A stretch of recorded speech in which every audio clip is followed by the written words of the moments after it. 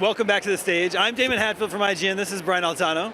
Yep. A little bit about video games and comics and film and TV and bringing them all together. Is that right? Yeah. Is that sort of like that's what we were just talking about. Yeah. Yeah. So you're obviously very involved and knowledgeable about video games. What are some of your favorite video games? I'm honestly, so I started out making kids games, as I told these guys, and so for me, like, I was a Nintendo fanboy from like day one, and that's what I played with my daughters. Like, we played Super Mario, we played Zelda, branching out, like we played Kingdom Hearts together. And then because I was a father of daughters, like we played a lot of, Dance Dance Revolution, Guitar Hero, that sort of thing. Yeah. And then I ultimately got involved in the greater video game industry as a business necessity. So I was making kids games, which back in the 90s was actually the richest part of gaming. Like CD-ROMs sold way more than, there weren't really console platforms yet. And then there was an Irish company that came in called River Deep. I don't know if you remember those guys. And they gutted the market. Like they started putting out 1995 games at Walmart. Yeah. And in doing so, they cut development budgets to nothing. And so people could only afford to make crappy games. And so I then went on this quest to acquire early console developers, and we bought the team that did The Matrix. Right. Bought the team that did Buffy the Vampire Slayer, which, if you remember back in the day, was actually a very good video game. Yep. And then we had probably one of the largest practices in Game Boy, DS, GBA, which a lot of big developers didn't think was like good enough for them, but as it turned out, it was the biggest platform of the time. Like, we had the most players playing stuff. So that was kind of my journey into more traditional video games. But at a certain point, because my experience was in kids games, like, I couldn't even play the action adventure games as I got older, because I just get killed within like 7 minutes or 7 seconds, sorry. Yeah. And so, like, I'd have to be looking at the videos and whatnot, because I don't have the reflexes anymore. I get smashed. Like, I went to visit my daughter at college, and all the guys were playing Fortnite. Yeah. And they just creamed me. Yep. Yeah. That happens to me too. They're like, do you know what I do for work? Yeah, they like that part. They like that part. So I wanted to talk a bit about Skybound, because I really just love your entire philosophy of making cool stuff and making it across several mediums. You guys are doing comics, toys, you're working with like games and TV and all this stuff. One of the things we have noticed over the last few years is that, like, video game development has gotten significantly longer. It's become a lot of games just take, instead of getting 3 sequels in a console generation, it'll take like 5, 6, 7 years between like 2 Last of Us games or something like that. Whereas, like, I would say, like, this sort of the production on like a movie or a TV show or comic books roughly has stayed the same. How do you work around that? Like, how do you work around keeping those things? I'm not even sure, to be honest. I think it's a really scary trend, because the the models in TV have changed drastically, and they'll change like every decade. The business models in video games can change every 2 or 3 years. Mm-hmm. And so, for a moment, everybody was pouring into crypto games, but I remember, like, there were a number of companies before free-to-play games. There was like the freemium model, and then people thought for a long time that nobody's in America is going to, or Latin America, Europe, nobody in the West is going to play free-to-play games. That's purely an Asian phenomenon. And then that rocketed the entire industry. Mm-hmm. And if you were a developer on, PlayStation or Xbox, you couldn't react or change. And I think what we're seeing right now is like, during COVID, when everybody had a lot of time, like, a lot of writers, maybe even you guys, are saying, like, the only game that's going to work is live operations game. And it's very expensive to keep a live operations game going unless you're the size of Fortnite. So we're now starting to see some, and Microsoft had announced, we won't even look at a single player game pitch. Right. And now as people are sort of experiencing the post-COVID expense of running a live operation game, you're starting to see, oh, maybe single player games are a good idea. And to tie it back to your question, well, there are a bunch of teams that have been on like a 4 to 6 year journey to capture this trend of live operating games from like 1920 or from 2022. And by the time that game comes out, who knows what the model will be? Exactly. Yeah. Yeah, like because if it's there's a tremendously popular TV show getting 3 or 4 seasons, it might take an extra 3 or 4 years for a game based on that to come out. I mean, that's why so, again, coming back to us, which is one of my favorite topics, like.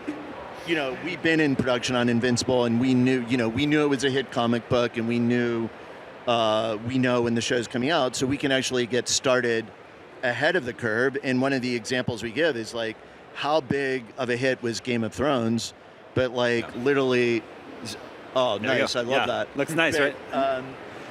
How many like hit games have been made about that? It's like an insane miss. And now it may have missed its moment because there are now other shows like, I'd say The Witcher took that steam away, whether you think it's as good a TV show or not, but like that was a huge boon to CD Projekt Red. Can we ask about Invincible? There is a game that's being developed, is that right? Yeah, but there's a lot of, first of all, as you see over in the Ubisoft booth, we've got an Invincible free-to-play game out right now that's doing really well, and it's just sort of starting on its growth curve. It takes like 9 months to like work up how they spend money versus how consumers spend money. But yes, we do have a top secret game under development that I'm going to tell you nothing about, but go ahead. No, fair. I will ask though, from your perspective, what's something from Invincible that like that game you think needs to totally nail? I think there are 2 things that it needs to nail. One is Invincible is a hyper-violent universe in a way that, so when you look at how Robert Kirkman wrote the comic, like he never has unnecessary violence, or it always has consequences. Right. So like the violence needs to have consequences, and you need to, feel good when you kill a villain and bad when something unintentional happens. And then also, I think compared to other sort of IPs, like the humor and comedy and irony that Robert brings to stuff, that really needs to shine for it to be an Invincible game, as opposed to a game that happens to have invincible characters or costumes. Right. I think what's interesting about all of this is that you have people coming in from all these entry points now, right? When it comes to a franchise, it's sort of like someone can get into The Walking Dead from the show, or they get into it from the comics or the video games, which have been like really awesome. Or as my partner said, the wine, the cruises, everything. There's all these different parts, but a lot of those mediums are pretty easy to navigate as a consumer. You hit play on your remote and a show appears, or you open up a comic book. Video games tend to be a little bit more involved in terms of like getting someone who doesn't play a video game, handing them a controller with 2 sticks and a bunch of buttons on it. What's the biggest challenge of getting people who are outside of the realm of video games to sort of be like, oh, we got to pay attention to this. Like, I love that show, but I don't own a console. Like, how do you get those guys over to our side, basically? Well, I think honestly, you can't build your strategy. The world is filled with, there are a lot of video game players already. Yeah. And so it's not about converting somebody who's never touched a controller. It's about people who love games, who love zombies, who love The Walking Dead, coming to it from games. And there are more accessible places, like free-to-play games are more accessible because everybody has a mobile phone, or the game that David Alpert talked about, the Telltale game, is basically kind of an old Lucas-style point-and-click adventure, right? Very, very accessible. And, he gets all the credit for that. I think as somebody who comes from the video game industry, I might have gone like action shooter zombie, and the insight to go for, story and character was just spot on, but very accessible. Like, that's a perfect example because, obviously it was a huge hit. And my wife, she was my girlfriend at the time, not a gamer at all, but she loved watching me play through every episode, and she got to make all the decisions. Oh man, and she would just be riveted and couldn't wait for the next episode to arrive. I mean, people who don't know The Walking Dead assume it's just a guy thing because it's zombies, but I think slightly more than 50% of the audience was women because the story is also an amazing soap opera. Yeah. And then we wanted to have something for your girlfriend/wife to enjoy that. So video games have been crossing over into other mediums since the beginning. Pac-Man had a cartoon in the 80s. You mentioned the Super Mario Brothers movie, the excellent Super Mario Brothers movie. It seems only fairly recently that video games have been sort of, the crossovers have been taken seriously and have sort of increased in quality. Fallout, The Last of Us, there's a third Sonic movie coming later this year. What do you think? The Sonic movie was an amazing surprise, right? Yeah, what happened in just the past recent years? What did they finally figure out? So I think there's one thing we didn't talk about in the last panel, and that is the executives who've finally moved up in Hollywood. And DA is an amazing example, played all this stuff early on, and the people at the studios were gamers as kids. So there's that. And the other insight we were talking about in the previous panel is that processing power has enabled the CGI revolution that allows us to tell these stories in a way that's fun, compared to the example that we mentioned of the Batman TV shows or the 2D animated Spider-Man shows or whatnot that came out. Or the in Goomba the 60s. costume in the Mario movie, the original one, where you're that doesn't look like a Goomba. Yeah. So, one, executives who actually care, this is meaningful IP to them. Yeah. And two, they're actually capabilities that allow you to tell these sort of stories in a more immersive way. Mm-hmm.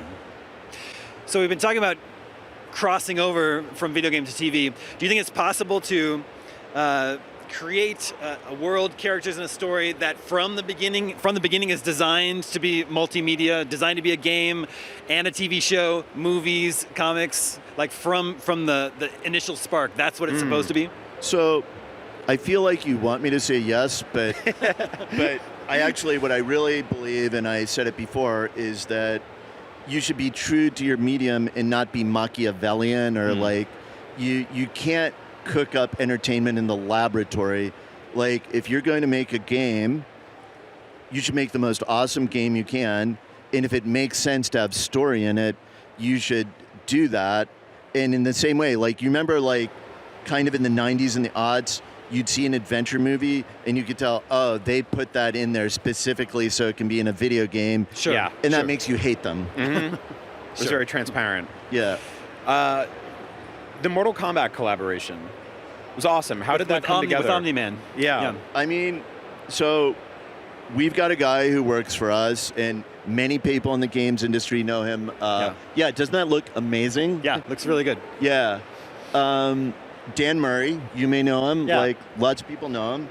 And Dan has worked for me, worked in my old company, and became better than me at BizDev. He's probably one of the best biz dev guys in the industry, and he just knows everybody and has been introducing people to Invincible forever, and it just came about naturally. It wasn't met people there who liked the IP, they knew about the IP, and then we put together a partnership around it. It was very natural and easy.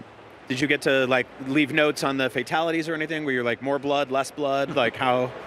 I mean, we have a very simple note: more blood. More blood. We can even write that in the contract. General rule: more blood. If you're asking, more blood. Yes, if you want to know our opinion. Well, thank you so much, Jon. Good luck and enjoy that whiskey later on. Thank you very much.